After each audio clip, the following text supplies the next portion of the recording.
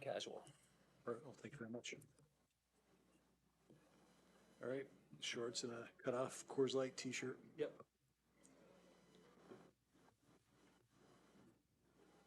He said, if you want to wear a uniform, feel free, but he said casual is what he's expecting. That works for me.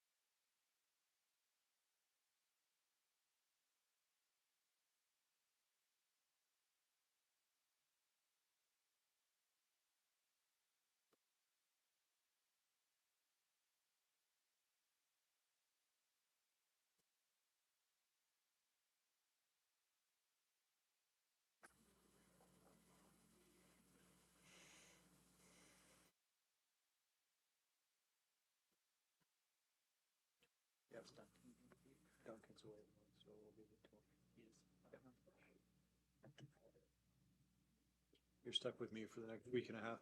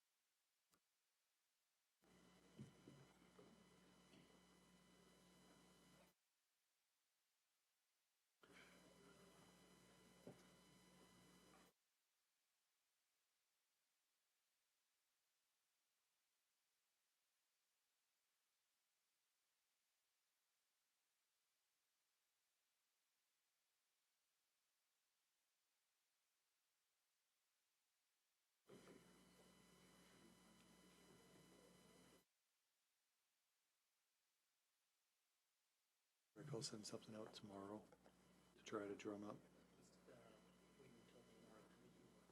Okay. Okay. And then I even screwed mine up because the one question.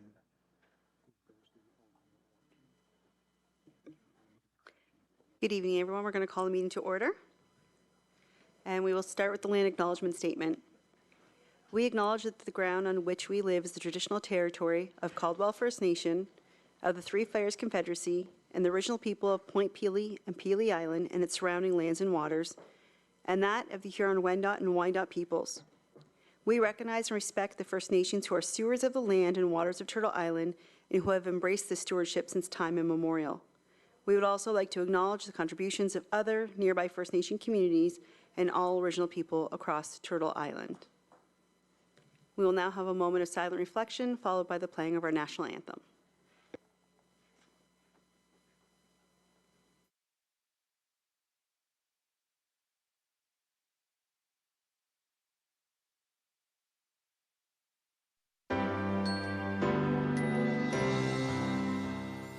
Oh, Canada, our home and native land, true patriot love in all of us command. With glowing hearts we see thee rise, a true north, strong and free. From far and wide, O Canada, we stand on guard for thee. Lord, keep our land glorious and free. O Canada, we stand on guard for thee.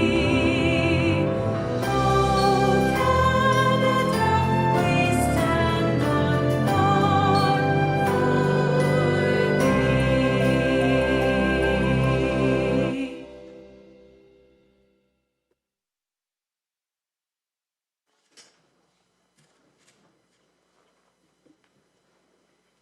Okay, if we can move on to the adoption of the agenda for the September 26, 2023 regular council meeting. Moved by Councillor Richo Spagnolo, support by Councillor Burns. All in favor? That carries. Any disclosures of pecuniary interest? There being none. Adoption of minutes from our regular council meeting held September 12, 2023 be adopted as presented. Moved by Councillor Desjardins, support. Councillor Carrick, all in favor? And that carries as well. Mayor's comments. Councillor Reno is away for this meeting on a personal item. This Saturday, September 30th, is the National Day for Truth and Reconciliation. In Canada, up until the late 1990s, tens of thousands of First Nations children were taken from their families and forced to attend schools that separated them from their culture. September 30th is a day to recognize and honor the children who never returned home and also the survivors of residential schools. In honor of the day, Canadians are encouraged to participate in Orange Shirt Day to raise awareness about this tragedy. It is a day to listen, learn, and reflect. Town of LaSalle municipal offices will be closed on Monday, October 2nd in observance, and we do have a short video to share.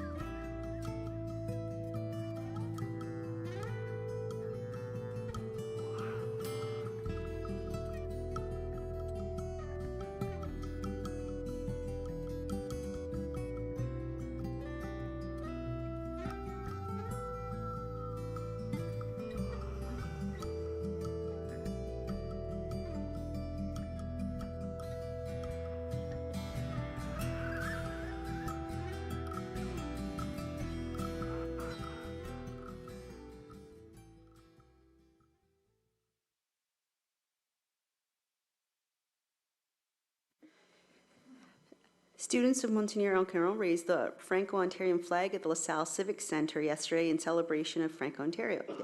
LaSalle has a rich French history dating back to the 1700s, and I just want to thank the students who attended the Civic Center yesterday and proudly sang the anthem loud for all to hear. This past week, we announced the large-scale exhibit coming to the Event Center in the new year, Sean Kenny's Animal Superpowers Made with Lego Bricks. Between January 22nd to April 6th, artist Sean Kenny's larger-than-life sculptures will be on display. The exhibit features animals who have evolved to possess their own superpowers and the science behind these amazing creatures. More information will be shared on our news page and social media in the near future. And finally, a congratulations out to the staff again who've made our final market of the season a great success. We had over 90 vendors at the event center at LaSalle Landing. It was full and the crowds came out in large numbers, so thank you to everyone for that as well. We'll move on to public meetings and our hearings, which is item number 1, where we will be getting the Chappaqua Drain meeting to consider the engineer's report under Section 42 of the Drainage Act. I'm going to ask Mr. Capucci to please take the lead. Thank you. Mayors and members of council, I'll give you a brief overview of the report, and then I'll let our drainage engineer, Gerard Rood there, give us the proper presentation. So this project, the Chappaqua Drain project, is in joint with the town of Amherstburg. The drain starts at the Turkey Creek, right near an ETR crossing, goes northerly, following the railway, and veers east towards Malden. And the project started in 2016, and Gerard was appointed in 2017. The majority of the work is to have an assessment schedule for all the properties on the drain. More particularly, there's some relining of the ditch as well as repairs to the drain north of Martin Lane. And so a big chunk of this project in the report does talk about that specifically. And it's worth noting that the realignment portion of the drain is for the Essex Golf Country Club, where they will be responsible for their portion. So typically in the drainage works, a lot of the costs gets evenly distributed amongst all the landowners. Theirs is a special request, so those costs will just be borne by that one landowner. So the way this will work is, if we're successful today, there'll be another quarter revision being held in a future date, and then eventually the third bylaw will be read in sometime in probably 2024. So a lot of people ask when construction would start. So if everything goes smoothly, construction would begin at some time tendered in 2024, and some construction work would begin following that. So at this point, I'll ask our engineer to give us a brief presentation of the report, and then we can open it up for any comments regarding the engineering merit of the report at this time. Thanks.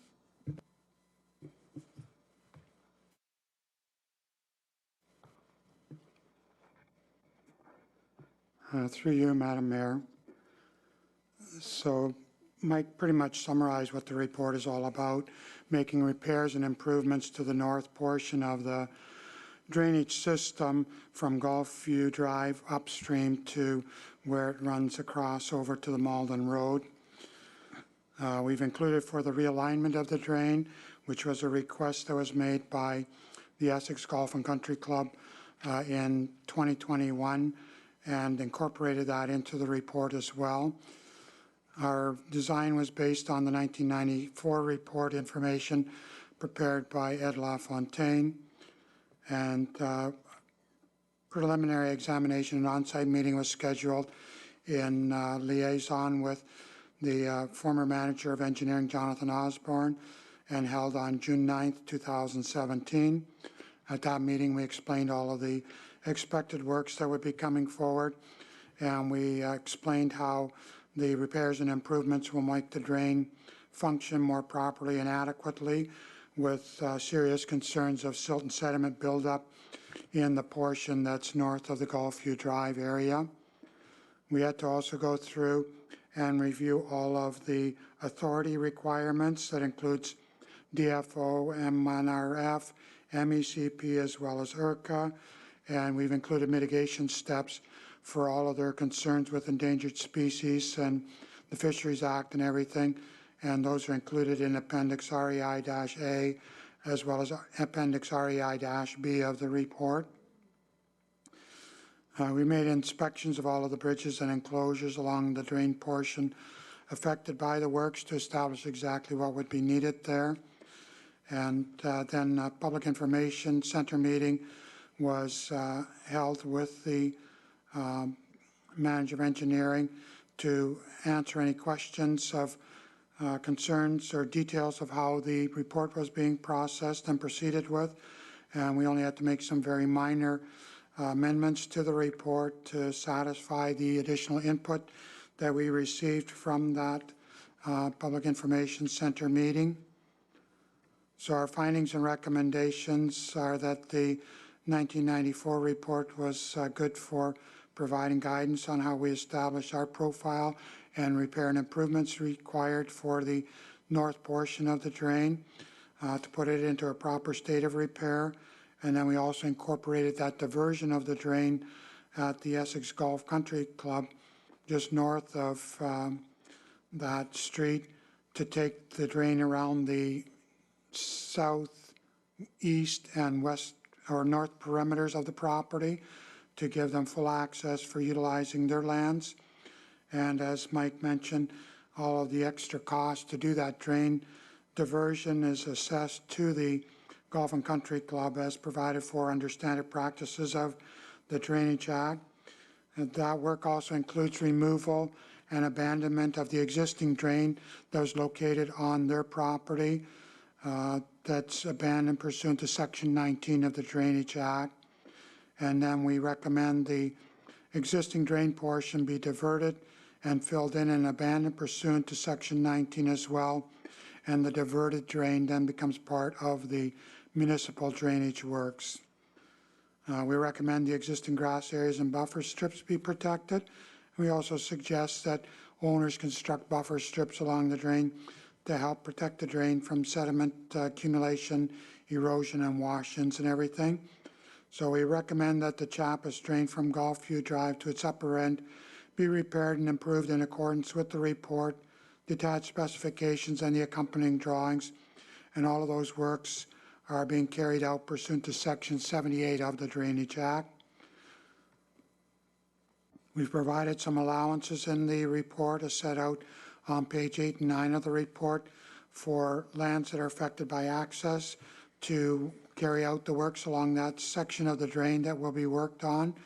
And those allowances are based on a value of $1,225 per acre, which is the standard across the County of Essex for access to works and placement of materials on properties where drain cleanout gets spread across the adjacent lands to take care of disposal of those materials. Those allowances are provided under Sections 29 and 30 of the Drainage Act. Our total estimate of cost is $247,600 for carrying out the works and preparing of the drainage report.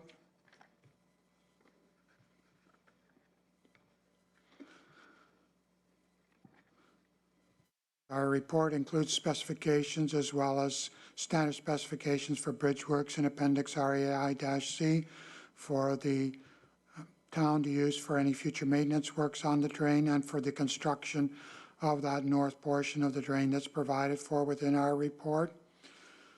So total cost of construction will be assessed in accordance with the construction schedule that's included as part of the drainage report. There's also the $14,750 charge for the assessment schedule preparation, and that'll be assessed to the affected lands on a pro rata basis with the values shown in the maintenance schedules of assessment that were provided as an appendix to the drainage report as well. We noted that land used for agricultural purposes and qualify for farm property tax class rate are expected to be eligible for a 1/3 grant on their total assessment for any works that are carried out on the drainage works pursuant to this report and for future maintenance works that are done to the drainage works. When maintenance work is carried out on any bridges, we've prepared a cost-sharing table that starts on page 15 to indicate portion of the cost is shared as a benefit to the owner that's served by the access bridge, and the balance of the costs are assessed to the upstream lands and roads that contribute to the flows and impact on the sizing of the drainage works. The cost sharing is based on the position of the access bridges along the length of the drain. If a bridge is located at the midpoint along the total length of the drain, it's typically 50% to the owner and 50% to all of the upstream lands and roads. As we move upstream, the owner's share increases because there's less contribution from other adjacent lands. If you go downstream, the owner's share drops down a little bit to reflect that there are more lands and roads contributing to flows and picking up a portion of the cost for those flows that impact on the bridge sizing. So we provide for the maintenance of the drains by the town in the future, and works would include to the bridge culvert bedding, backfill, and end treatment. That's cost shared as set out in the table there. Cost of the supply and installation of any surface material other than granular A material, and the cost of removal and restoration or replacement if necessary of any special features are totally assessed to the benefiting adjoining owner served by the said access bridge. Bridges sharing is based on a standard minimum top width of 6.1 meters. Should an owner desire a wider top width, all increase of the cost shall be borne by the owner that wants that additional top width. So the maintenance schedule of assessment was based on an estimated cost of $100,000, and then any future maintenance costs will be shared on a pro rata basis with the values shown in that maintenance schedule of assessment, and that will include the $14,750 for preparation of the maintenance schedule of assessment. And we recommend the maintenance cost sharing as set out in the report shall remain until otherwise determined and reestablished under the provisions of the Drainage Act. After the report was prepared, we got notification from the town of Amherstburg for a change on page 58, so we provided the town with an addendum dated 2023-07-05, where the final assessment roll or tax roll number on the bottom of the page was corrected to reflect the proper number for that parcel in the town of Amherstburg on the portion of the drain that acts as outlet into the Canard River. That basically summarizes the report along with what Mike has already explained.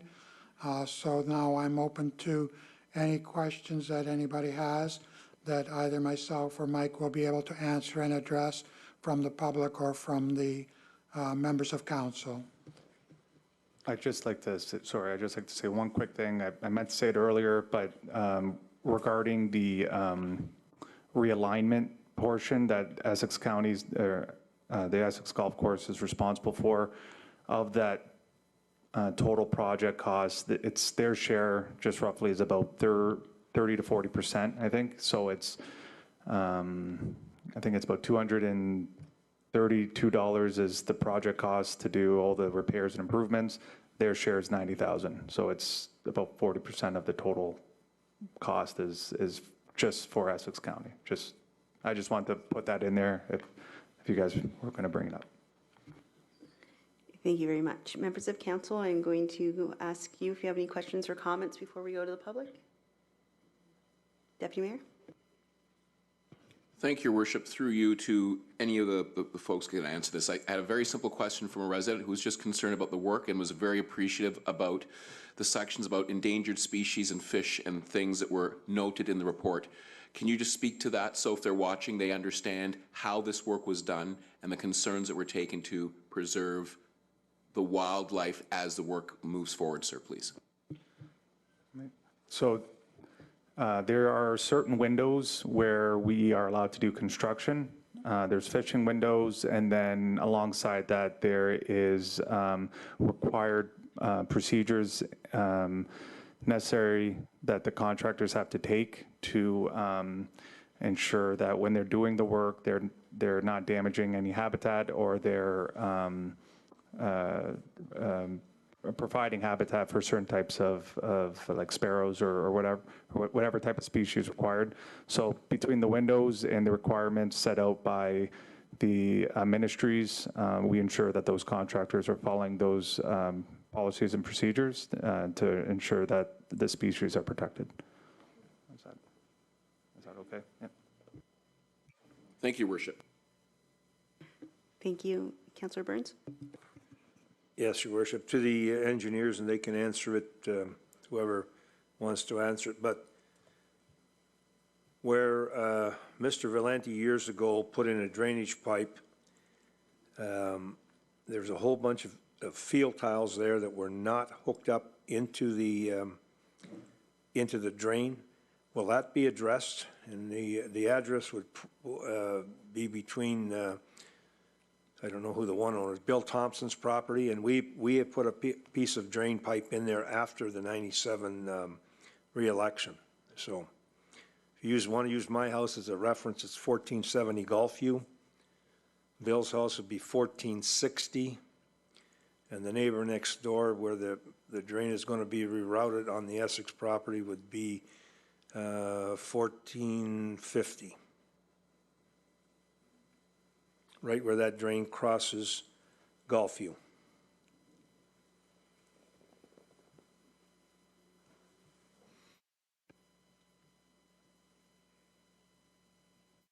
Mr. Mara?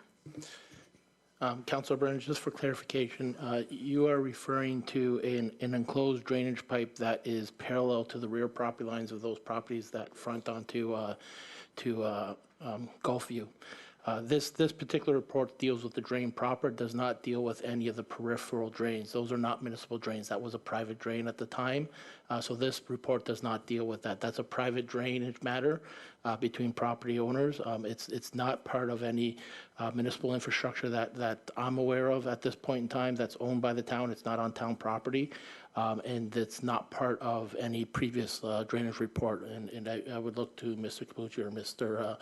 Rude to confirm that whether that was part of the previous 97, I believe 97 report or so.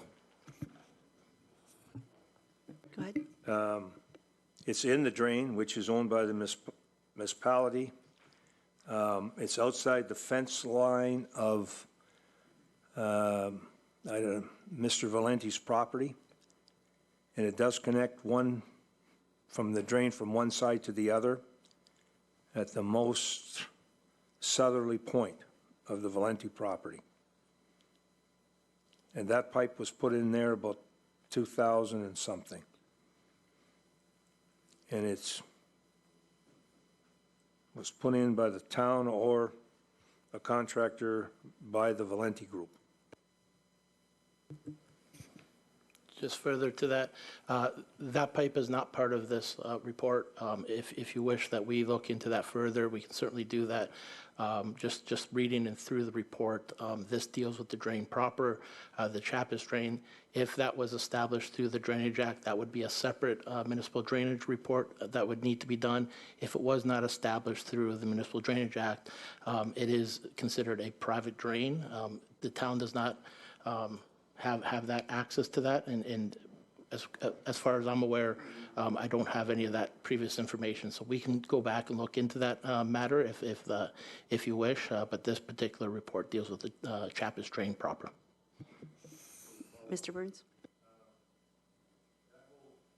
T-Farm field drains to our property lines along Gulfview. The big 10-inch pipe from the is what's buried there, and that's why that whole field floods, and you may get some of the silt out of the area, you may get some of the secondary lines, but they cross from north to south and then proceed through that main tile into the drain. And if you're going to be doing the drain, I don't know why you would not look at the drainage that's there, just I from think where I sit. Thank you. we'll have administration look into that. And you can report back if it is part of this project. If it's not, then we understand the discussion wouldn't go any further after that. Okay? Mr. Rood? Through you, Madam Mayor, any works that we're doing on that portion of the drain north of Gulfview Drive, the specifications provide for the contractors to check for any tiles and make sure that they remain connected and that we don't cause any obstruction to any of the existing drains that are evident and utilizing the Chappus drain as their outlet. We cannot do any repairs or replacements on the private drain itself, but we will make sure that the outlet is protected by the contractor and continues to function if it flows into the Chappus drain. Thank you. Okay, thank you. Any other comments by council, questions? There being none, we would now ask the public if there's anyone who would like to speak on the item. If you do, just come forward to a microphone and we'd need your name and address.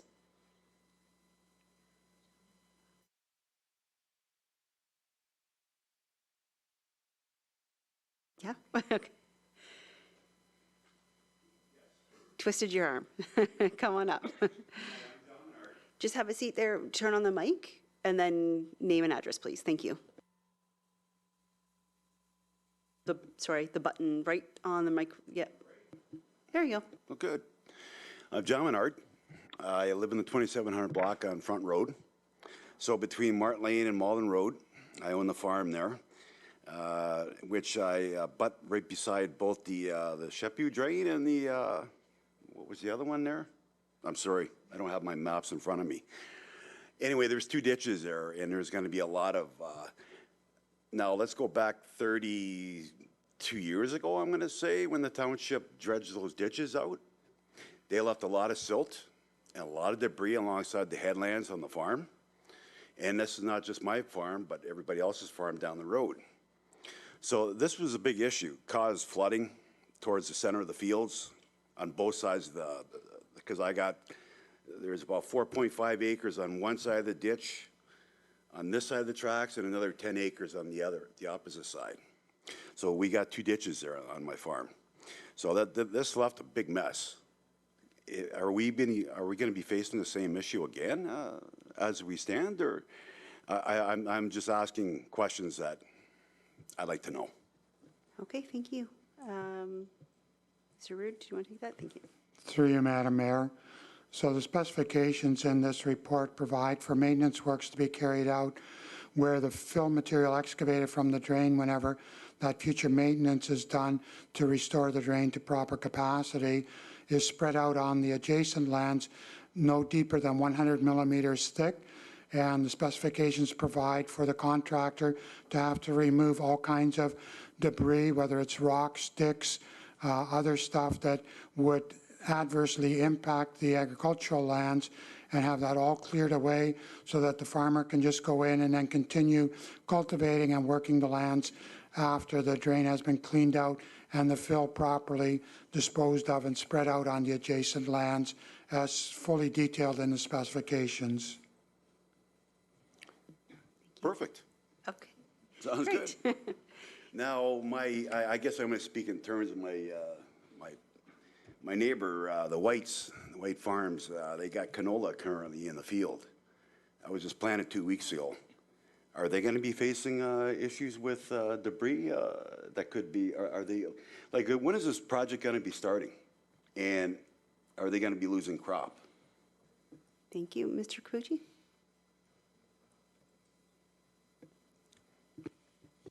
There we go. So this project, we won't be able to start until the municipal drainage process is complete. So we wouldn't be able, that process is probably looking at the beginning of 2024. So we won't be tendering until that time.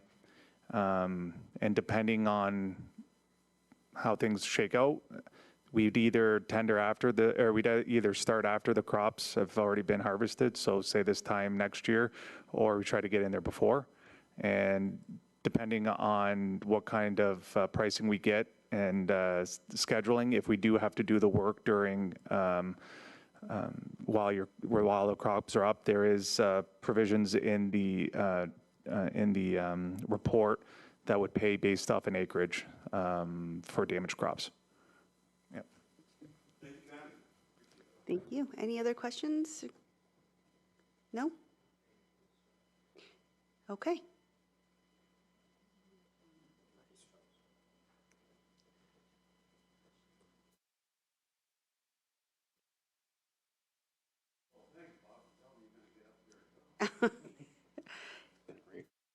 Just name and address, please. We're in the 2700 block, last name's White. I was just curious, are they going to be replacing the bridge that goes over the tracks? No, not part of this. There's no culvert replacement as part of this works. Okay. Just one more question.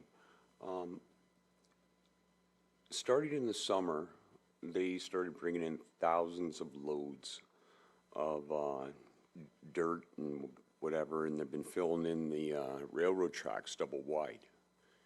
Any idea what's going on there? That's on ETR's property, right? Is that what you're talking about there off Malden? That's kind of outside the scope of this meeting that for the Chapis train. I don't know what they're doing, but like I said, that's kind of outside the scope of this. It has nothing to do with this, I guess, project, I guess. Fine. Yeah, I was just, while I was here, I just thought maybe some. You have the, yeah. Okay, that's it. That's No all I problem. was asking. Okay, thank you. Thank you. Okay, no other questions or comments? Go ahead. And just state just the button, and then state your name and address, please. I have one question. After you dredge the ditches and you put the dirt on the field, who's responsible for the spread? The farmer or the contractor? Before we answer that, if I can, Apparently, they left a big mess the last time they did this, and Okay. they left it up to the responsibility of the farmer to spread it. I'll get you that answer in 1 second. If I can get your name and address, sir? 2733 Front Road. Thank you. And then Mr. Rude or Mr. I'm here Kuchny? on behalf of my wife, Beth Russo, and I own the farm. So Okay. who's responsible for the spread of the dirt after they dredge it? Mr. Rude? Through you, Madam Mayor. As I explained, the specifications set out that the contractor has to spread the material out to no more than 100 millimeter thickness, and then clean up any debris, trash, or anything that's in the material that is spread out, so that it's all clean and clear and ready for the farmer to go in and do the cultivation and continue farming those lands adjacent to the drain that had to receive that excavated material. And typically that is fairly rich nutrient topsoil materials that have washed into the drain, so they don't create a lot of adverse impact to the agricultural lands adjacent to the drain when the material is spread out as specifically provided in the drainage report. So all the evasive type of weeds and everything like Phlagmites is gonna like invade our fields. That's probably a mess. Why can't we just leave that on the headlands and kind of just spread that out on the embankment of the ditch rather than spread it on the field? How much are they actually gonna dig out? Mr. Capucci? So it's pretty typical across any municipal drain that you just overspread onto the side there. So you're saying to use that material as like bank stabilization? Yeah, like put it on the embankment of the ditch and leave it there rather than spread it on the field and have all the weeds and everything that comes out of that you can't get rid of with Roundup or whatever we're using. You know? I don't know if that's typical. I don't know if they're worried about if it has any, if it would be able to, one, stay on the embankment side without cutting in. Like you would be, it's slush, right? It's really high wet, so it'd be hard to actually pack it in place for it to stay. So I don't know if it would even work. It would probably just eventually fall back into the drain. The only other option would be to trucking it away, which is a high cost. And then with the soils requirements, to get it sampled would be a nightmare and additional cost to each individual landowner. So even though it might be an issue with some weeds or Phragmites, it's, like I said, it's pretty typical. When it gets worked in, it's hardly even noticed. Once that stuff is spread, man, it's hard to get rid of. Yeah. You can spray it with whatever you want, it's hard to get rid of. And I'm not worried about it, but I leave it up to the farmer that rents the land, that he's gonna have that trouble getting rid of it. Yeah. No, I hear you. It's typical. It's been done hundreds of years of that's how they usually dredged it. So it's I guess, the way that business is done in the municipal drains. And how deep will they actually dig into the ditch? Like a foot, two, like how much do they actually have to get rid of? There's different cross sections throughout. Gerard would know better. I don't think we're going any more than a foot in most of these areas. It's mostly the silt and sediment, so between 4 to 6 inches probably. Yeah. Okay. So that's left up to the contractor to spread and not leave us with a lumpy mess. Correct. Okay, we'll That's hold correct. you, we'll hold That's you to right. that. That's right. Thank you. Yep. Thank you. Okay, anyone else in the audience have a question or comment? Councillor Kirk? Thank you, Your Worship. Just so I'm clear on what the issue is. So 100 millimeters is roughly what, 4 inches? Is that so, and anything above that is being trucked away and spread out a little bit so that there's nothing higher than the 4 inches? Am I understanding that correctly? Through you, Your Worship? Mr. Root? Through you, Madam Mayor. Sorry, just try it again. Sorry. The fill material has to be spread out for whatever width is necessary to not have it any deeper than 100 millimeters, 4 inches thick. So whatever comes out, it gets spread out by the contractor so that it's never more than the 4-inch depth for any material placed on the agricultural lands. So I guess my question is, will that interfere with drainage if you're 4 inches higher than the field itself? Can the water escape?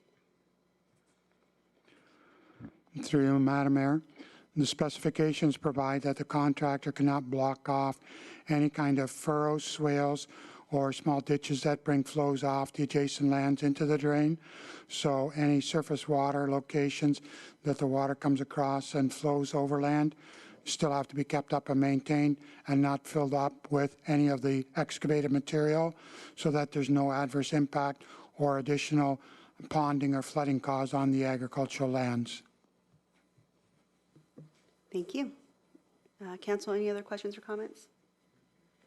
There being none, the recommendation before us is that the report of the Manager of Engineering dated June 26, 2023 regarding the Chappas Drain Engineers Report be received, and that a council adopts the Chappas Drain Engineers Report dated April 18, 2023, authored by Rude Engineering Incorporated, and that bylaw 8823, being a bylaw for the repair and improvements of the Chappas Drain, be provisionally adopted.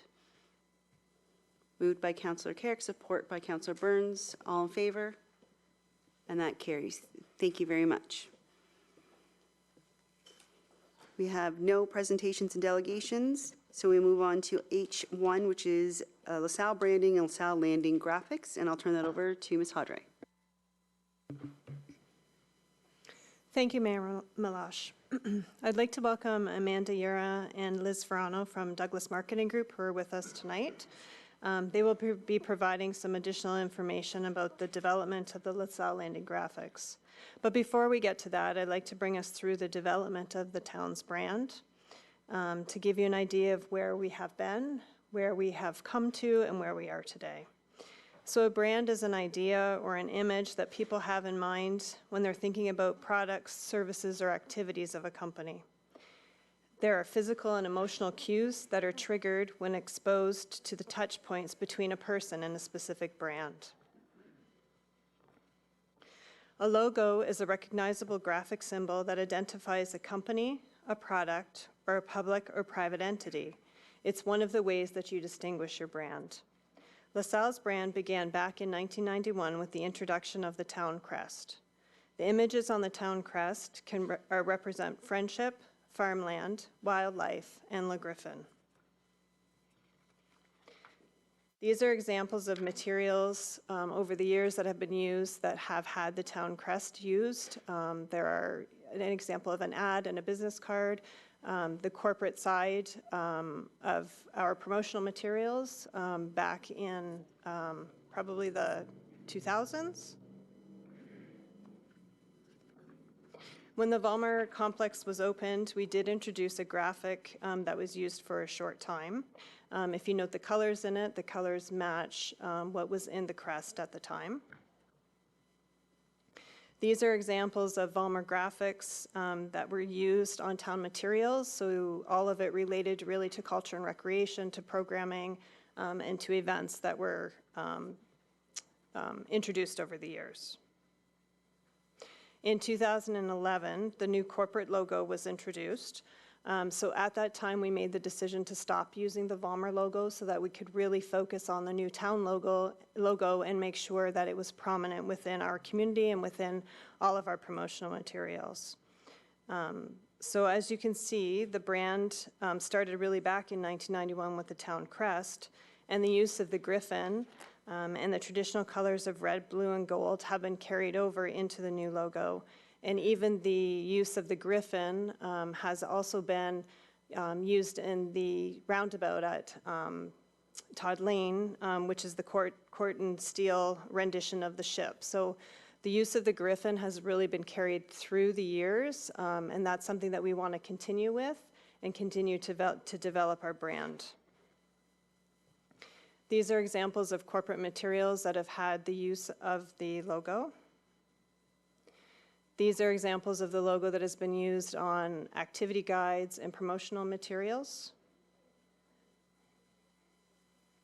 And these are examples of how it's been used on materials such as for events, for the Strawberry Fest, as well as for the introduction of transit. A brand is an idea or image that people have in mind when they think about specific products, services, activities of a company. It draws out both in practical ways and emotional ways. So in 2016, we worked with Douglas Marketing Group to introduce the LaSalle's Big Picture Landscape, or BPL. This was launched in conjunction with the Living LaSalle campaign and was celebrating the town's 25th anniversary. So this BPL is an extension of the town's brand, telling the story of our community. Living LaSalle is synonymous with premier, sustainable, and vibrant living, a place primed for continuous opportunity for growth and advancement. Some of the first projects that we completed through the BPL were the trail wayfaring signage on the left and the transit wraps. The wave element that you start to see was introduced at this time as a standalone object, and it's slightly adjusted depending how we're using it on the design. And so the design of the BPL really gives us a roadmap of design concepts moving forward so that we continue to be consistent with the use of our brand and be able to expand that brand over time. In 2021, after the update to the LaSalle Strategic Plan 2050, we did an update to the big picture landscape. Some new branding elements were introduced at this time, as well as a prominent focus on the Living LaSalle theme. We introduced a new color palette to add complementary colors to our traditional colors to give us the opportunity to change and develop some pieces of material to be able to expand our brand and to add some new colors, some new design, to add some fun into a lot of what we were starting to create. This is an example of how the town colors have been used on the town's website, in addition to the new colors and some of the event promotional materials that we have shared. This is an example of how the logo in the wave is used as well as Living LaSalle on some of our corporate materials like business cards and letterhead. And this is how we've included those design elements within our budget document and our PowerPoint template. So it's very universal. We can really change and pivot how we need to use it, but still making it recognizable to the community as being from the town of LaSalle. As an example, the way the materials are created, we've been able to pivot. So for example, during the COVID pandemic, we changed our campaign from Living LaSalle to Let's Get Back to Living LaSalle. So we were able to, again, expand the brand, use it at the time in a way that would make the public feel comfortable and know that when they're in a Town of LaSalle facility, we're careful, we're sharing information and really building that trust within the community so that they continue to come back and to trust us going forward. Here's the example of Let's Get Back to Living LaSalle campaign and how we used it through multiple ways, through social media posts and flyers and information with the public. Around that time, we also introduced the Let's Make Memories design element. So this is now included on all of our event materials.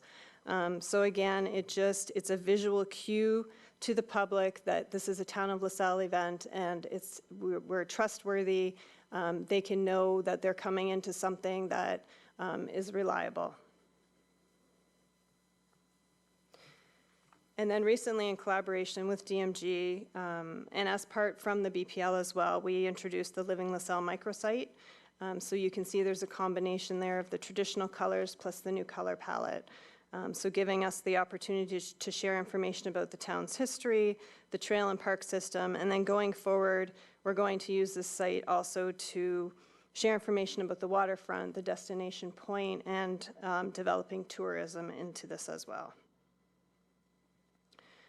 So this brings us to the Living LaSalle graphics, and I'll just turn it over to Amanda and Liz, if you want to come on up, and they'll give some background information.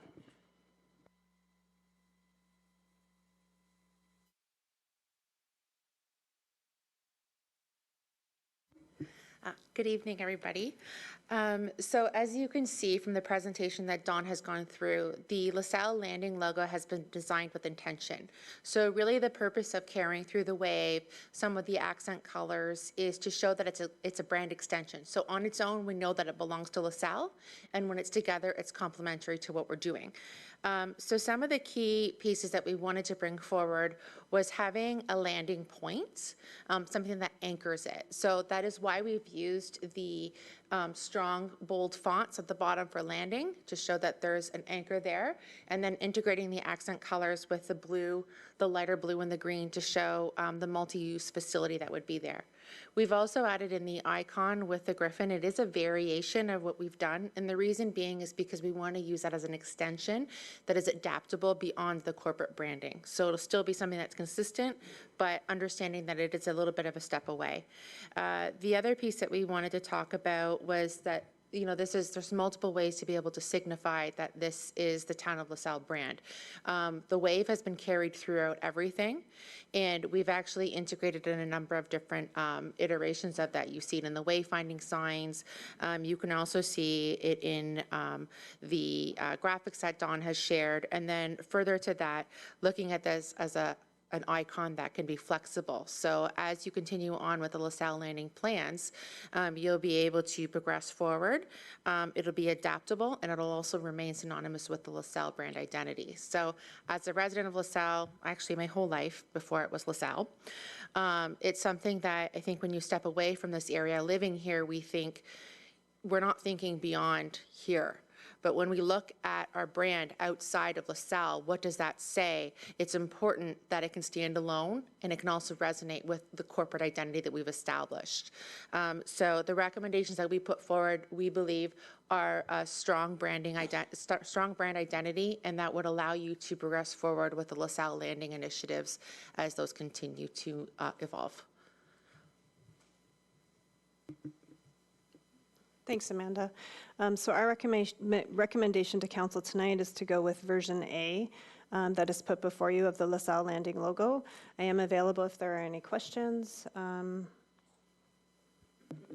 Thank you very much for the presentation.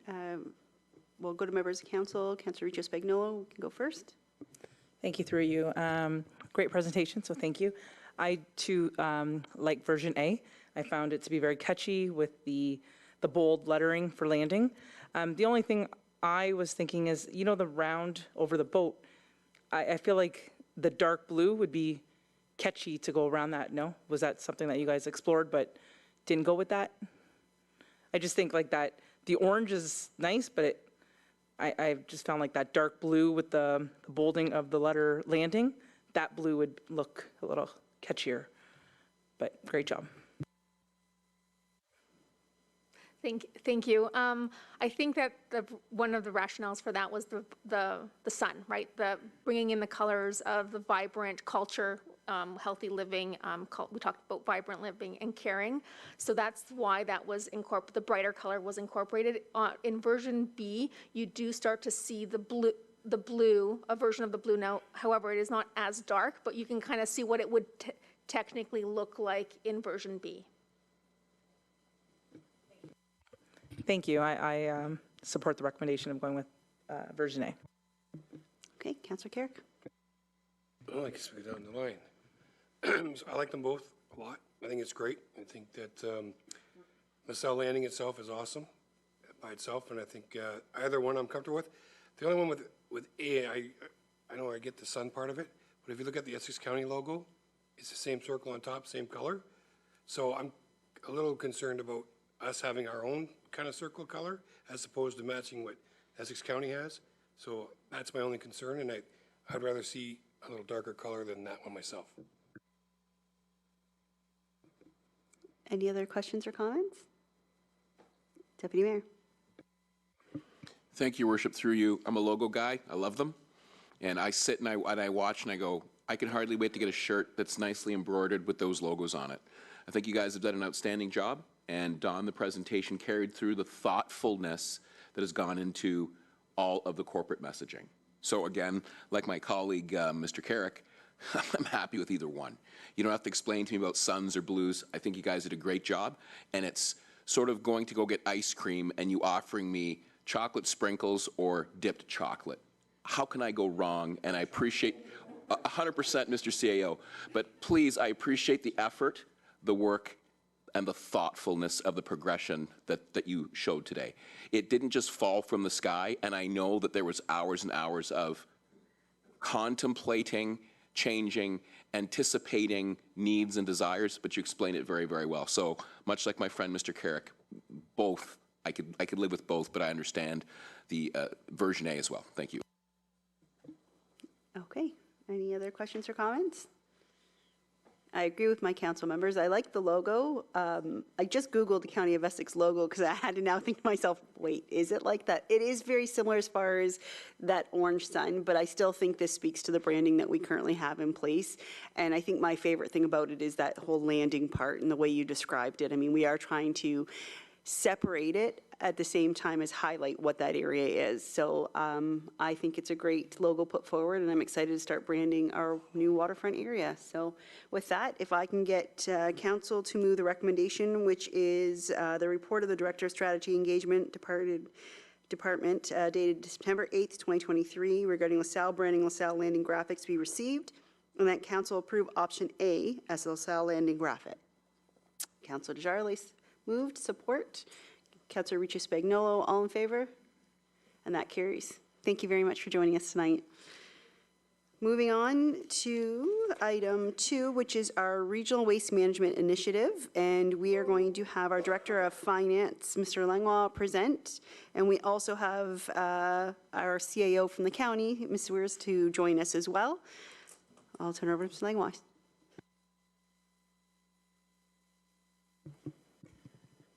Thank you, Your Worship, members of council. I have a short presentation for tonight. I'm just going to share my screen. Hold on one second.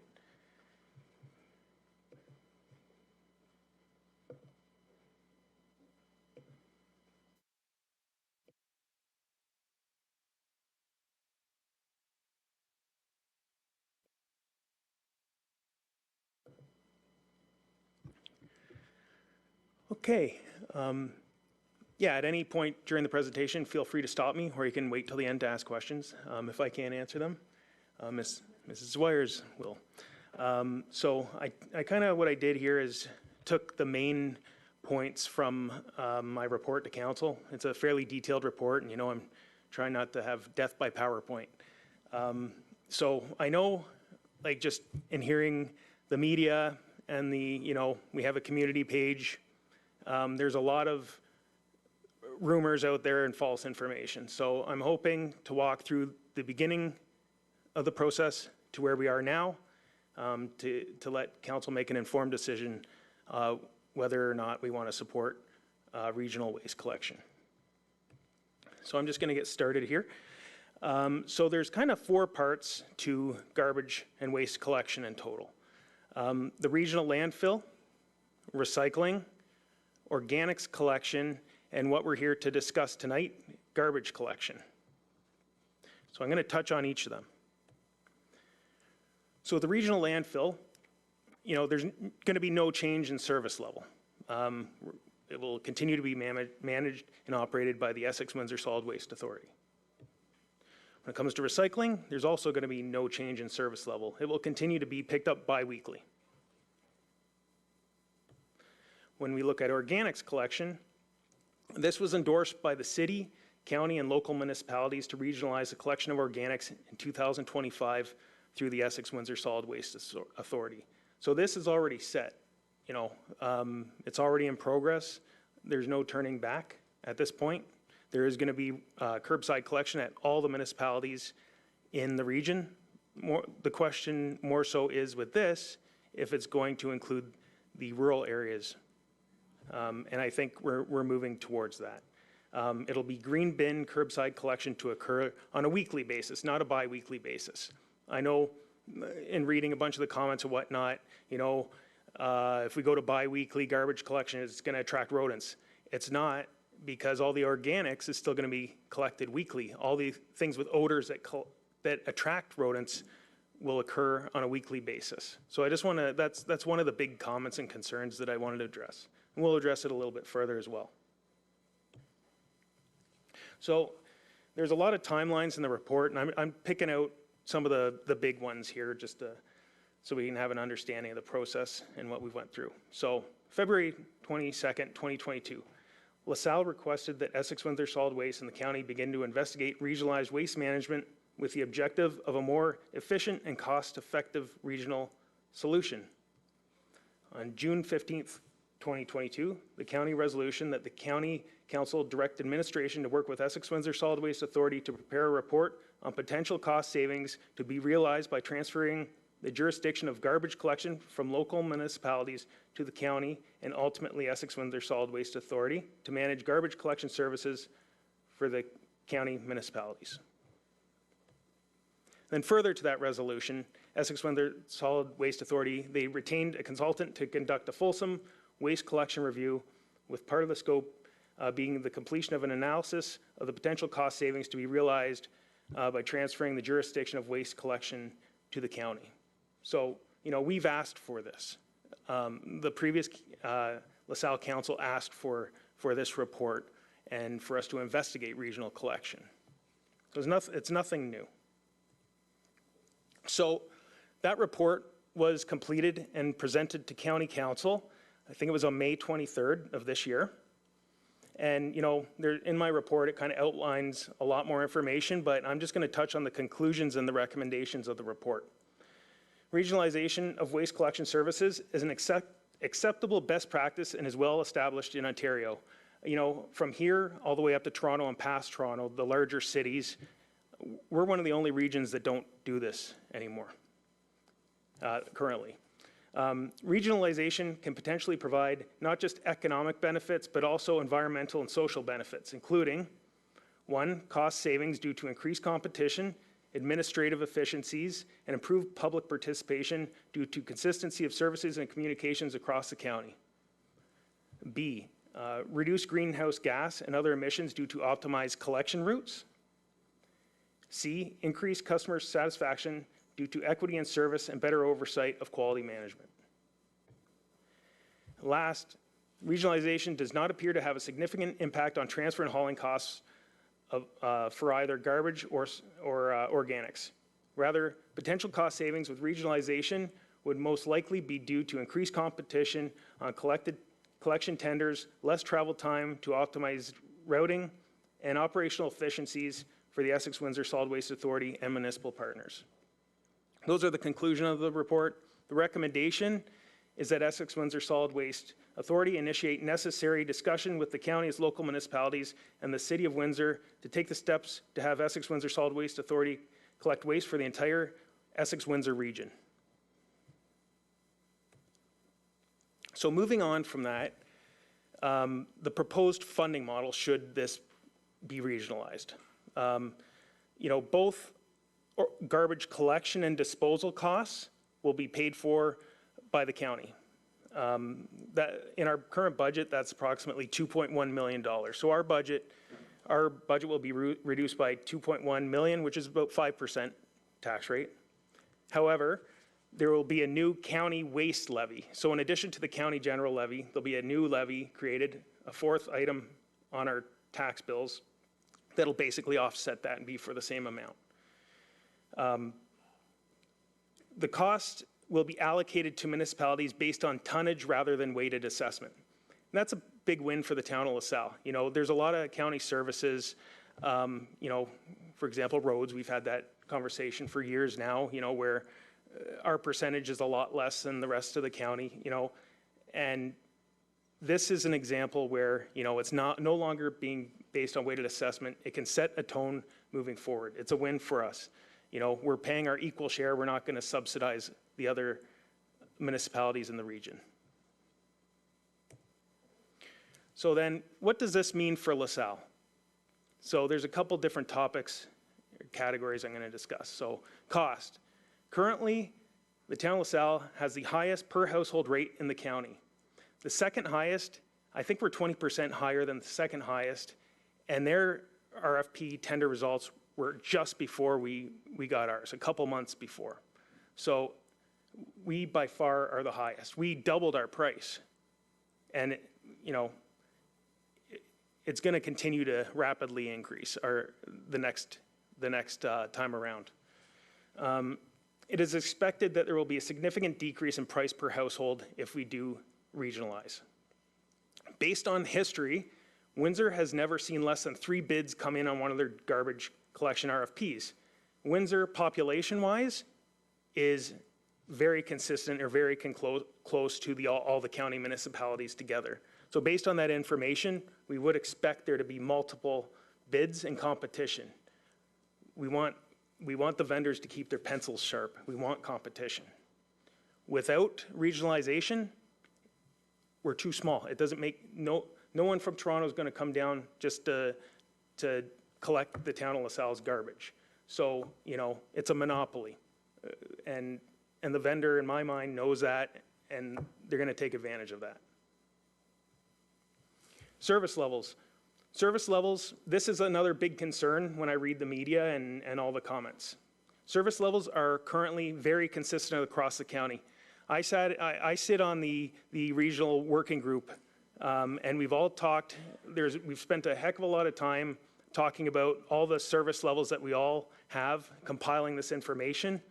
And LaSalle actually has slightly less service than the other municipalities, very slightly. The only difference is 2 additional yard waste collections per year. I think we're at 16, and the other municipalities are at 18. There's one that's, I think, 30, so they'd have a reduction potentially. But if you look at service levels, we all have white good pickups, we all have leaf pickups, we all have a weekly garbage collection at this point, and we all have yard waste pickup. So once organics is rolled out, this is important to note as well. Regardless if we regionalize, if we keep it in-house, the next time our contract's up, I will recommend that we move to bi-weekly. So regardless if we go to a regionalized approach or keep our garbage local, we need to start looking at ways to save costs. I mentioned earlier that the items with odor are organics. That's currently in our garbage anyway. So if the rodents were going to come, they'd come right now, regardless. This is the items with odor is still going to be picked up weekly. There's not going to be much left to put in our garbage after you factor in recycling. We're going to have wrappers and styrofoam and things that we can't recycle. So in speaking with other municipalities that do have organics pickup, many of them have 1 to 2 bags every other week that's collected. So, you know, the service level change is going to eventually move to bi-weekly regardless, unless council makes that decision not to. And that will hopefully save us significant money. The funding model, again, as I mentioned before, garbage collection disposal costs will be moved from the municipal levy and added to the county levy. The net impact on a tax bill should be 0. You know, it's going to be based on tonnage, not weighted assessment, which is a win for the town of LaSalle. And then last, the alignment with the town's strategic plan. Our mission statement: the town of LaSalle is committed to providing exceptional public service in an environmentally and fiscally responsible manner. I underline environmentally and fiscally responsible because that's what this is. This is potentially going to save us significant costs, and it is environmentally friendly.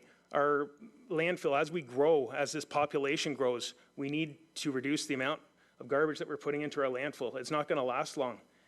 You know, we need to think of our generation and future generations. We don't have a second site for another landfill, which is significant costs. Like, in addition to the additional costs we're going to be paying, if we don't regionalize, we're going to have to build another landfill sooner rather than later. Moving towards organics collection will drastically reduce the amount of overall waste going into our regional landfill and prolong its useful life. Moving to bi-weekly non-organic waste collection will help promote and decrease the amount of organic waste in residential garbage, and in turn prolong the life of our landfill. And moving to regional bi-weekly garbage collection will also reduce the number of garbage trucks on the road and create routing efficiencies, which will reduce the amount of emissions related to non-organic waste collection. So with that being said, this is why I'm recommending to council that we do move to regionalized waste collection. You know, I'd be happy to answer any questions if there are any, and Mrs. Zwires would as well. Thank you very much. Our CAO would like to say a few words as well. Thank you, Mr. Langlois, for the report and the presentation. I just maybe want to touch on and highlight a couple of things for members of council. As unfortunately with this process, there has been a fair amount of misinformation that has been circulating within not only our own community, but within the greater Essex County region. I do just, perhaps just to start off, Mr. Langlois did note that recycling will not change, and I believe that the service level will not change. However, how it's being rolled out will change. So currently we have a contract, I believe, with the City of Windsor to collect recycling material. That will now become the responsibility of the third-party producer under the legislative side of things. So the service level will not change, but the mechanism in which it's collected will change. Just so that council, again, is clear with that. I think there's been a fair degree of conversation in the community regarding service levels in terms of what we get to decide at the local level and what the county would decide at the upper tier level. And ultimately, should this pass under this governance structure, the county council, or the Essex County Council, would be responsible for determining what that service level is, and we would be able to input into that process through our county council members. We would be one of 7 municipalities at that table, so there would be a lot of voices around that table in terms of what those service levels are. Certainly, the county, through a number of their reports, are recommending the best practice as they go forward. Certainly, that ultimately will be the decision of county council if and when it gets to that point. So, you know, a lot has been made about we're moving to X level of service, or there's a reduction here or an increase here, and those decisions are yet to be made, and that's another aspect that is difficult in this process, in that understandably local councils want answers. They want direct information. But unfortunately, the way this process is laid out, and again, through no fault of the county, This is just the mechanism in which lower tier and upper tier municipalities operate under this triple majority rule. It is very difficult to provide all those concrete answers that some members of council, both here potentially and other local municipalities, are looking for. I believe that there is an opportunity for financial savings. And I think that's as far as we can go at this point in time. I know some members of the council may be looking for well, I want to know how many dollars are we going to save? And that's just not, this process as it's outlined will not provide that information. And if there is some insinuation or there's some assumption that you would have those figures ahead of time, unfortunately, that's just not going to be the case. We as locally, and I don't believe anyone at the county will be able to provide that. All we can say is that we know for certain that we have the highest collection costs in the county. We know that for certain. We hope, quite frankly, that through this process, if it's successful, we will be able to reduce that per unit cost, regardless of what, even keeping weekly garbage collection. There is some would argue that economies of scale would drive that cost down. So I think from that perspective, there is that avenue for potential cost savings. There's also potential cost savings for a co-collection between organics and garbage. Again, these are still question marks that are out there that both the steering committee and county council will ultimately have to decide should this go forward. But those are some of the things that that still remain outstanding and quite frankly would be the responsibility of county council should this go forward. There has been a lot made, and Mr. Langlois has certainly identified this cross between what is organics and what is waste collection. The organic, if you will, the organics train is well underway, and we will receive, and that is a county, and that has now become a county service, if you will, and the town of the town of LaSalle within Essex County will receive weekly curbside collection for organics. That is a process that's underway and will not be changed at this point in time. So from that perspective, there's been a lot of confusion about, well, we don't want to be part of that. We want to choose a different option. Some within the Essex County system are not required to have a localized collection. We have a different level of service, not requiring, but we've elected to have this process in place. So sometimes there has been this confusion in the community about waste collection and organics and how there is an indirect tie. However, the decision that we're making tonight has no effect on organics collection. That decision has already been made and is well on its way of moving. Mr. Langlois did speak about the environmental benefits and the correlation with our strategic plan, so I won't touch on that any further. And lastly, I will make note that while I believe that when I think we're in year one of our garbage, a five-year collection contract with our current provider, and we are a fair bit away from when that renewal will come forward. I would suspect that while some residents may not like this news, from a financial perspective, we will start to have to look at all options to control costs. Or we will just have to pass those costs on. I would also argue that I would suspect, just like organics has been mandated, that some level of service for garbage collection, which is somewhat less than what we are providing, will also be mandated. That's a conjecture on my part, but that seems to be the way the legislative framework seems to be moving in that direction. So again, members of administration here are here to answer any questions and try to give you the information that we're able to provide you. Certainly if Ms.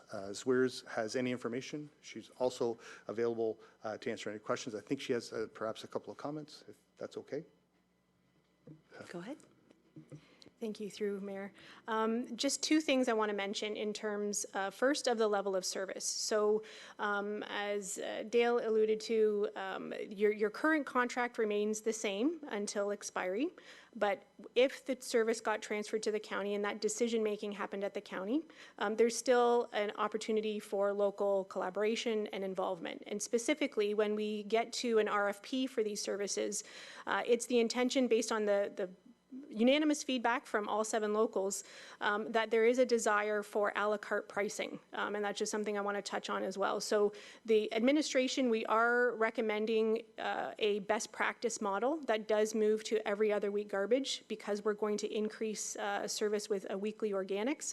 But we do recognize that there are local circumstances that may require additional service in your communities. And so the RFP, if we're successful in moving this service to the county, we would ask vendors to quote some of these a la carte items, so that if a municipality, say, had a storm event and you needed additional pickups, you could request those and have those implemented for your community to manage those unique circumstances that may not be part of what may be a standardized service. Additionally, if we were to get to an RFP stage for that best practice service, we've also had chats at the working group about asking vendors to quote on weekly garbage collection as well as bi-weekly garbage collection, to really understand the cost significance of those two options. We do believe that you won't need weekly garbage collection in a world where we have weekly organics. But if municipalities or the county, if it's the case at the upper tier, want to pay that extra price, then at least we'll have that financial information from the market to suggest what that service costs. And then council can be well informed in order to make that service level decision. The other thing I just wanted to touch on as well is, if this does move forward, we recognize that this is a change for all residents. While this practice is well established through many other parts of the province, it is new for Essex County. In consultation with the Solid Waste Authority and in direct collaboration with each of the municipalities, a robust education campaign would be established to make sure that residents are well prepared for the change before it would happen. So that's something too that we're committed to at the county in consultation with our waste experts at the Solid Waste Authority. We recognize often and specific education is going to be needed in order to manage the change. But we do believe that it is possible. We've seen this in other areas of the province where it is a successful rollout of both an organics program and a switch perhaps to bi-weekly garbage collection. But again, just a recognition that we recognize there will be a need for public education and training on it. Thank you very much. Members of council, I know there's lots of questions and comments, so I don't know if everyone wants a chance or if we're just going to, do you want to start at the end? Or Ms. Carrick, you want to start? Sure. Go ahead, Ms. Carrick. Thank you, Your Worship. I just have a question for you to the county. Are we taking outside garbage into our landfill outside of Essex Windsor? Through you, Mayor. My understanding is that the decision was made not to do that, to preserve our landfill. Okay, thank you. Can I just let somebody else go, or are we good? Okay. So I guess there's some serious concerns here. There's a lot of maybes, maybe some savings, maybe not some savings. We're going from where we came from two pickups a week to one. Now we're going to every other week for garbage. And that's just not good to me, myself personally. I think we have a 5-year contract in place. So if we go to bi-weekly, are we getting our contract cut in half? Because, I mean, we're only getting every other week. So that's a serious savings. And I don't think that's happening. So that's a question I have. And can we break that contract? I know there's a possibility maybe bringing it under, but there's no guarantee. So that's a concern. So we're already on the hook. And I don't know, as far as the time and the refuse is coming in 2025. So we get that. But the rest of it, again, it's just hard to give up, especially when there's not a real savings being said to us. And Joe made the mention that we can't tell you exactly what the savings are, but I can't see savings, significant savings. Why are we giving up what we already have? We already have it and we're paying for it. So, and then the 2025 is coming. So until we can see something a little more concrete, that's where I'm very concerned. That's my concern, until I can actually see something. And I can't. So that's my position. Mr. Langlois, did you want to answer those? So we do have the ability to get out of our contract with 1 year's notice. So if this is uploaded, we can give notice, and then in 1 year, we can cancel our contract. When it comes to not knowing the costs, so in my mind, it's impossible to go out for an RFP if it's not guaranteed that it's going to happen. So what I mean is, we don't, if we waited to vote until we see the results of the RFP, there's no way of knowing what the cost savings will be until we get the bids. And no one's going to bid if it's a maybe. Like, there's a lot of time and effort put into not just the cost, the routes. There's a lot of information that needs to be provided in an RFP. You know, again, it is unknown, but in my mind, we have the highest costs. Right before us, Leamington got their price, and I think they're over 20% lower than us. Within, I don't know, 6 months, we had ours, we were 20% higher. You know, a competitive process, if there's 400 or 250,000 people, population, there's going to be bigger players, not just GFL, that are going to bid on this contract. You know, if GFL might still get it, but they might sharpen their pencils. So it's impossible to know the costs before making this decision. It's just not possible.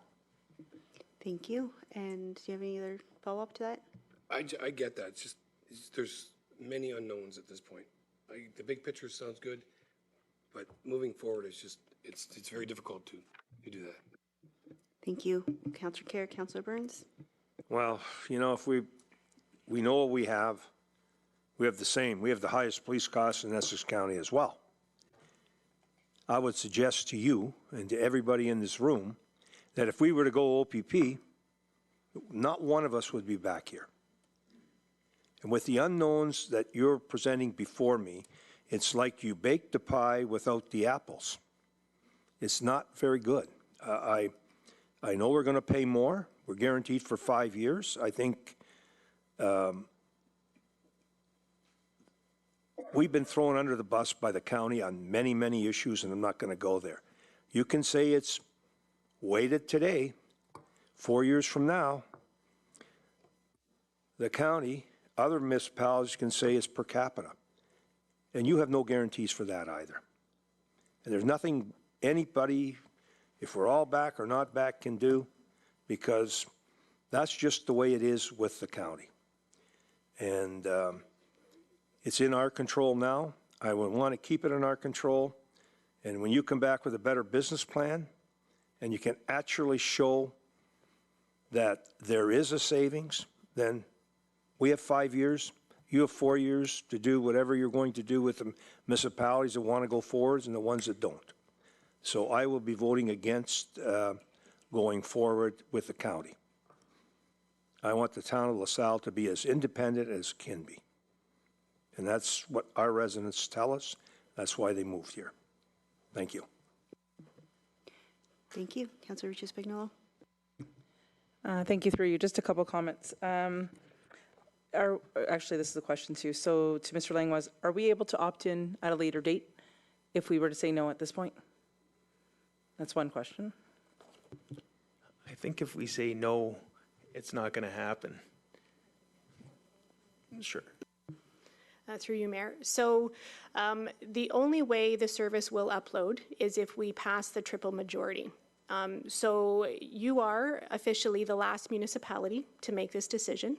I will inform you that within the last half an hour, your peers in the municipality of Lakeshore have voted in opposition to the proposal.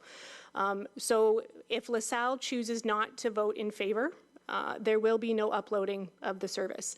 Having said that, the bylaw at the county actually still exists, basically in abeyance, until decisions at the local level change and we get a majority. So we have the municipality of Leamington and the town of Tecumseh who, and Amherstburg last evening, did vote in the affirmative to move forward.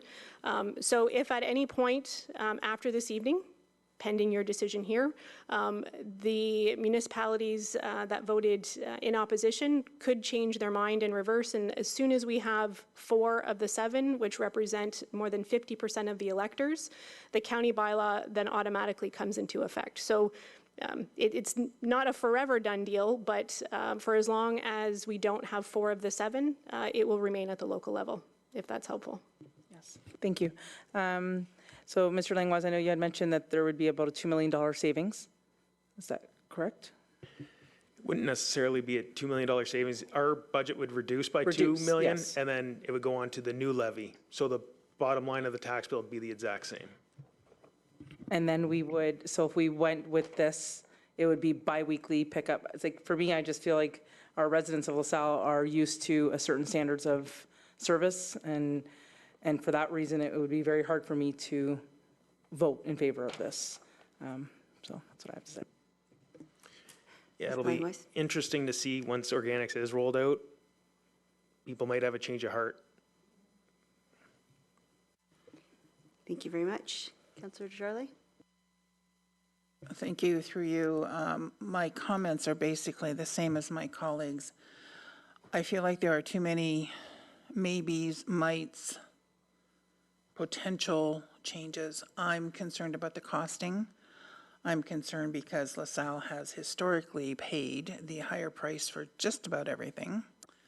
I think our residents are flexible to a point. However, they want to see proof that the payment that they're making through their tax bill is really going to be worth the services that we're providing. People move to LaSalle because we have great services, and we talk about that all the time. And my big concern with this is just, I appreciate, Mr. Langlois, that you're saying that you can't give us numbers right now, but that's my concern, is that there's just too many costing unknowns, too many dollar unknowns.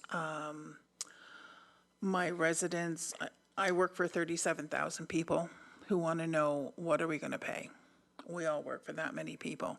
And they want to know, are we reducing? Are prices changing? What's going to happen with a change in the service? How much are we going to end up paying extra?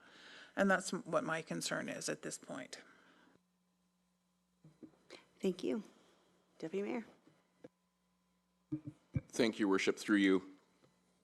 Again, my friend, Mr. Burns, said something that resonated with me. Right now, control. And we'll speak with the Deputy Chief here of the LaSalle Police Service. We have control, to the degree, legislative control of our police service through the Police Services Board. And I know that some other municipalities, just looking at what's going on in other municipalities, specifically in British Columbia, who are transitioning from a police service to thinking about going municipal, are also concerned about that locus of control. I believe locus of control is very important. I am not unaware of the environmental implications, as Mr. Langlois put it. I'm not unaware of the reduction in road travel of traffic, as Mr. Langlois put it. But no one can tell me who's coming down. Perhaps, maybe, someone may. I'm not sure of that. And again, my friend said, as much as the environmental impact, I understand, the folks have been crystal clear to me. We need to know more. And I understand that you've done, all of you, your due diligence in providing the best possible circumstance we can. But at this point in time, as my friend to my right and my friend to my left have said, there's too many unknowns for me. Thank you.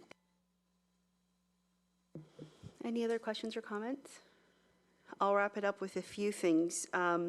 So first, I just want to kind of clarify for anyone watching, when you talk about the 2.134 million savings, I know you've tried to kind of clarify that, but there is no savings. There could be savings, but the taxpayer is still paying that. It just isn't going to be on the municipal tax bill. It'll be part of the county level. So it would all be laid out very clearly in the tax bill, but there is no actual savings at this time. So I just want to make sure residents are aware of that, because it's a really large number to kind of throw out there, and if they don't understand what we're saying, it could cause some confusion. I really appreciate your explanation, though, of this process, and I think it's important because many of us realize how important it is to preserve that landfill and the life of it, and to be environmentally friendly.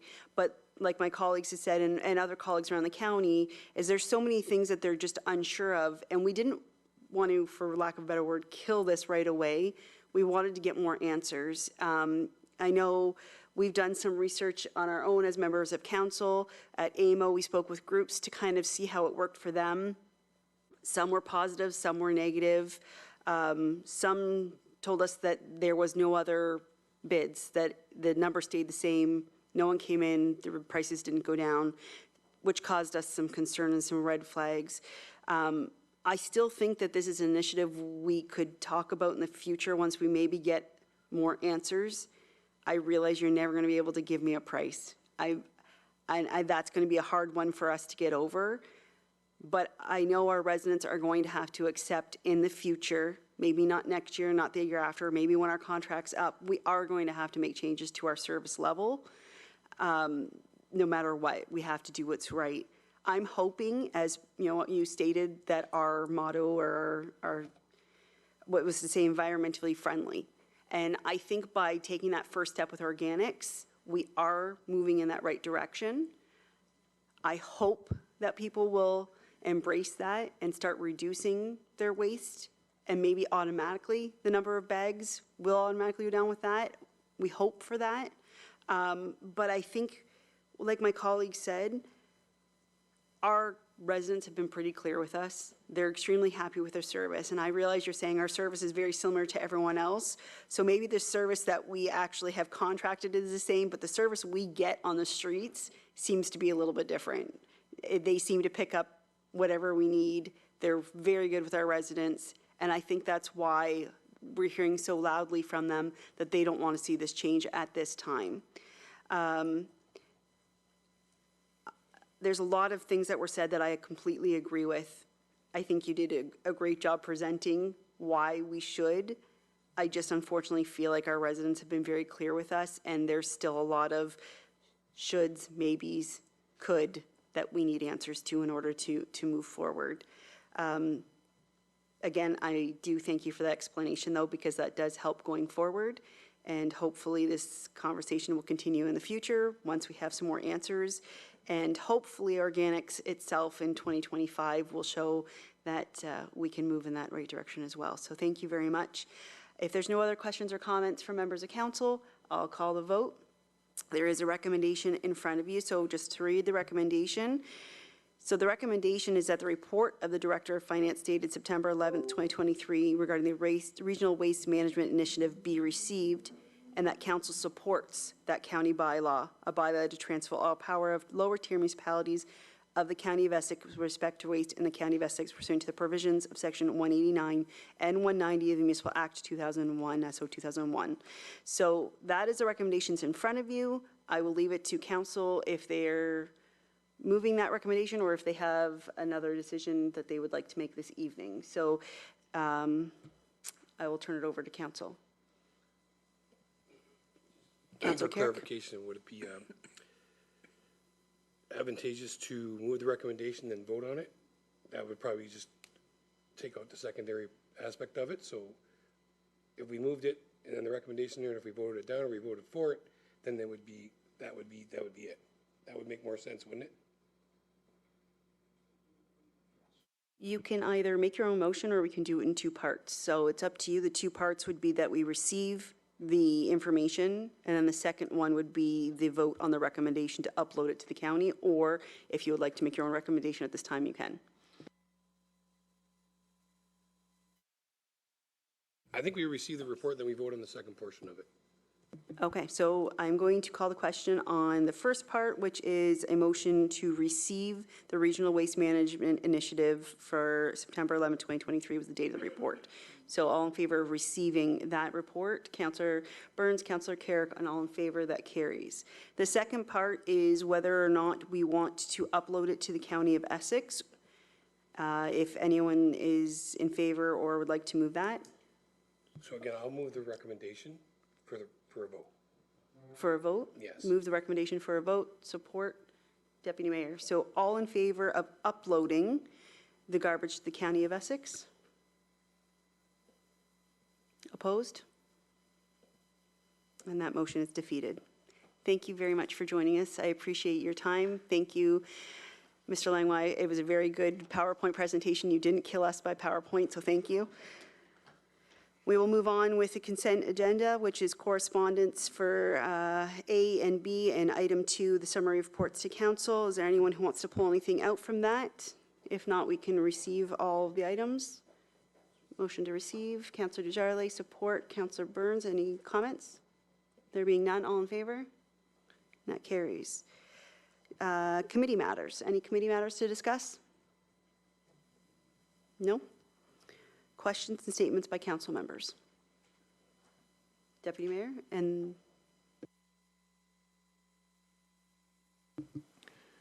Thank you, Your Worship. Today, I shared with the members of council Heroes in Life pins in recognition of the death of RCMP officer Constable Rick O'Brien. 7-year RCMP officer, 51 years old, leaves behind a wife and 6 children, murdered in the line of duty. The Hero in Life pin is worn and allowed to be worn in the province of Ontario by our police officers on their uniforms from the date of the announcement of the death of an officer until the day of the funeral at sunset. So all of council is wearing the pins. We understand the loss that the policing community and the RCMP feel, and we will do our best to commemorate this RCMP officer by wearing the Hero in Life pins and memorializing all of our first responders. Thank you, Your Worship. thank you, Deputy Mayor. Councillor Burns? I had an opportunity to visit the landfill on Thursday. Very interesting, the process they're going through. I can't believe that we're still hauling leachage at the tune of 15 loads a day to the West End plant. And they're now going to put some new filter process in to maybe allow us not to do that as many, maybe reduce it 4 or 5 loads a day, which would be significant. And they are looking at developing a methane gas and going out with a proposal. And for our residents, they have all kinds of compost out there, and it's very reasonable. And you can actually, if you need 5 or 6 yards, drive out with a truck, they'll fill it up for you and charge you at the gate. And very neat and orderly, and it's the first time I've ever been out there, so it was pretty interesting. Thank you. And the other one is I attended the Chinese Cultural 100-year anniversary at the Kubota. I was asked to speak on behalf of the town of LaSalle, so I did speak on behalf of the mayor and councilors, and basically said that I was impressed with their cultural endeavors with their young dancers, their 15 to 18-year-old dancers, and their senior choir, which is all ages. And it was very well attended, and the meal was excellent, and I couldn't have been happier that I went. And it's thanks to my wife I did go. Thank you. Any other questions or statements? There being none, we're at notices of motion. Deputy Mayor? Thank you, Your Worship. I have a notice of motion. Whereas Gilbert Moore, regimental number 313715, enlisted in the Canadian Army on May 29, 1918, and was honorably released on the 25th of January, 1919, and as such served Canada during the First World War. And whereas his war record is readily accessible in the Canadian archives, and whereas the poppy is known as a symbol that represents veterans and remembrance, and Dominion Command of the Royal Canadian Legion has registered the trademark of the poppy image to safeguard the poppy insignia as a symbol of remembrance, and that the poppy insignia is a protected mark through an act of Parliament in 1948. And whereas the poppy can be used with written permission of the Dominion Command of the Royal Canadian Legion for approved acts of remembrance, and whereas the Council of the Town of LaSalle on February 14, 2023, approved that Gilmore Way and Gilmore Festival Lawn be the permanent names used for the road leading to the Festival Lawn area and the Festival Lawn area within the Front Road Waterfront Project, named after Gilmore, a Canadian World War I veteran.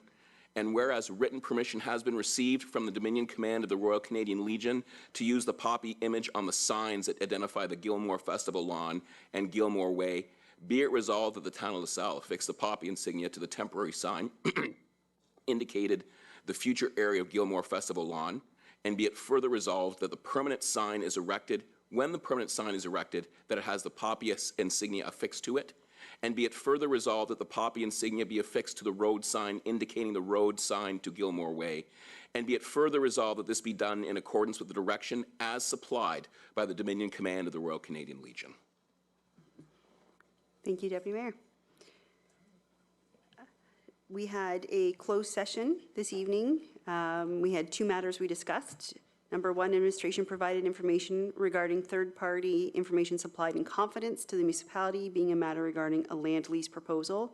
And item two, with respect to the second matter, a proposed or pending acquisition or disposition of land by the town located on Malden Road. Council received information and provided direction to administration. Bylaws, there's one first. The first bylaw will be given just the first and second reading, which is bylaw 8823, a bylaw to provide for the repair and improvements of the Chappus Drain in the town of LaSalle in the county of Essex. So if I can get a first and second reading on that, Councillor Ricci-Spagnolo and Councillor Desjardins, all in favor, and that carries. And then we have the confirmatory bylaw 8824, that it be given a first, second, and third reading and finally passed. Councillor Burns and Councillor Ricci-Spagnolo, all in favor. That carries. The list of meetings are below. Thank you very much for joining us this evening in person and through YouTube. Have a good night.